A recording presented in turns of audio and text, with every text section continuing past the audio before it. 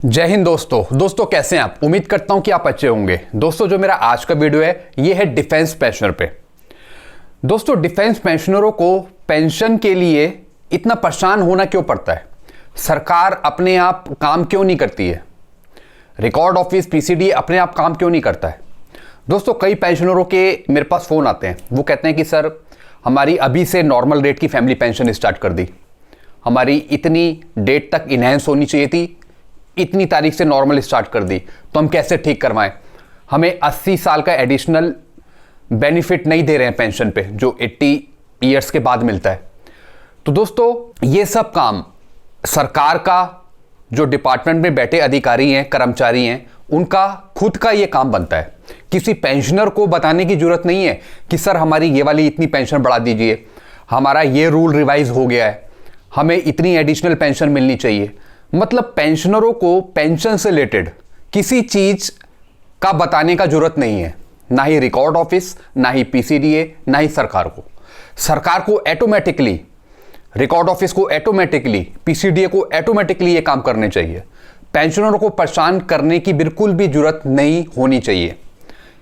Pension से related जो भी काम है, फैमिली पेंशन से रिलेटेड जो भी काम है, ये ऑटोमेटिकली सरकार को, पीसीडीए को, रिकॉर्ड ऑफिस को करने चाहिए। पेंशनर का जो मेरे पास फ़ोन आता है वो कहते हैं कि सर हमारी इतनी पेंशन होनी चाहिए, हमें हवलदार की पेंशन मिलनी चाहिए, हमें नायक की पेंशन दे रहे हैं।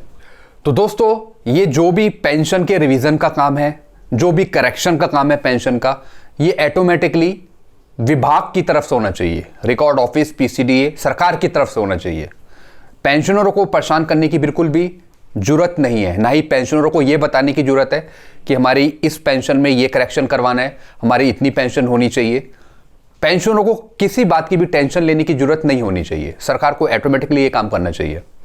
दोस्तों जैसा कि आपको पता है कि होशियार सिंह थे एक्स हवलदार, उन्होंने एएफटी में कोर्ट केस किया, वो जीते भी, और उसी के अकॉर्डिंग सबको ऑनरी नायब सूबेदार की पेंशन मिलने लगी, जो भी प्री 2006 रिटायरी थे। दोस्तों डिफेंस पेंशनरों को एएफटी जानने की क्यों जरूरत पड़ती है? सरकार अपनी तरफ से या जो भी विभाग वाले अपनी तरफ से काम क्यों नहीं करते हैं?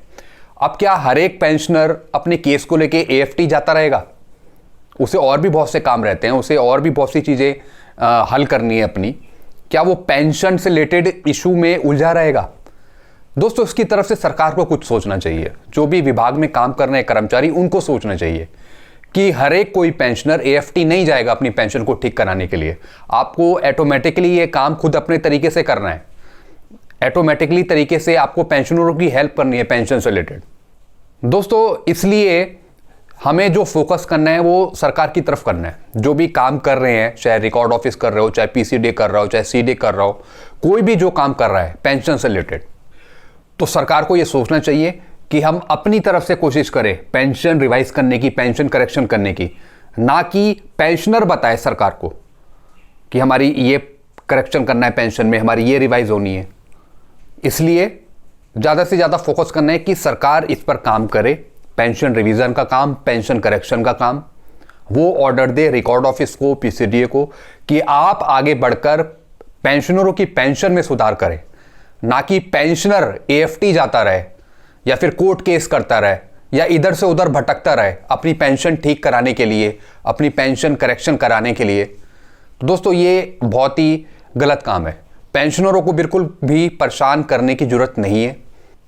आगे बढ़कर सरकार को, पीसीडीए को, रिकॉर्ड ऑफिस को पेंशन में सुधार करना है पेंशनर की। अगर कोई चीज़ गलत है, करेक्शन करवाना है, तो तुरंत उसे ऑटोमेटिकली करना चाहिए, जो कि डिफेंस पेंशनरों को परेशानी ना हो इससे रिलेटेड। दोस्तों जैसे एक सबसे बड़ा मसला है कि जितने भी 2006 से पहले के एक्स हवलदार थे जिन्हें ऑनरी रैंक प्राप्त हुआ, तो उन्हें तो ऑनरी नायब सूबेदार की पेंशन मिल रही है, लेकिन केस ये है कि उन्हें नायब सूबेदार की पेंशन कब मिलेगी?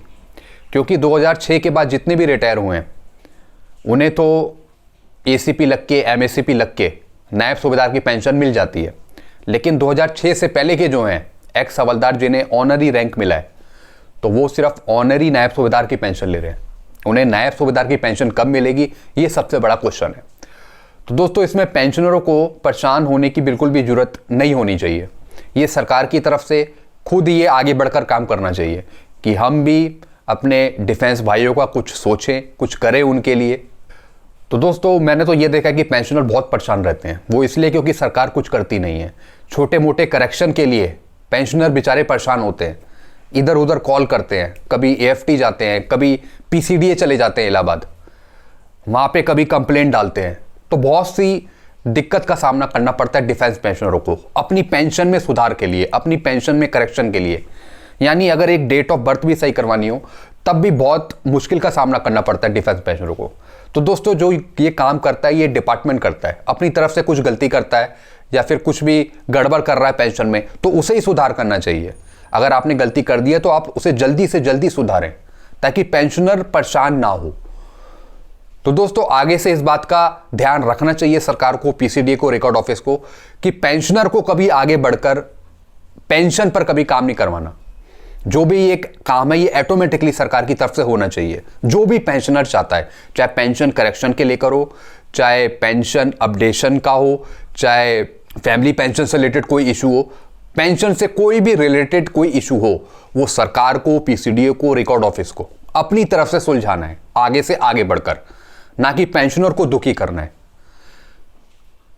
क्योंकि दोस्तों पेंशनरों को इतना मालूम नहीं रहता कि क्या चीज रिवाइज हो रही है, क्या चीज करवाना है हमें, तो वो कहां जाकर भटकती रहे।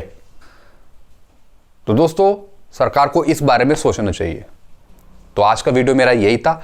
अगर इससे रिलेटेड आपको कुछ इश्यूज हैं या फिर कुछ भी आपको कुछ पूछना है तो आप डायरेक्ट आप मुझे कमेंट कर सकते हैं।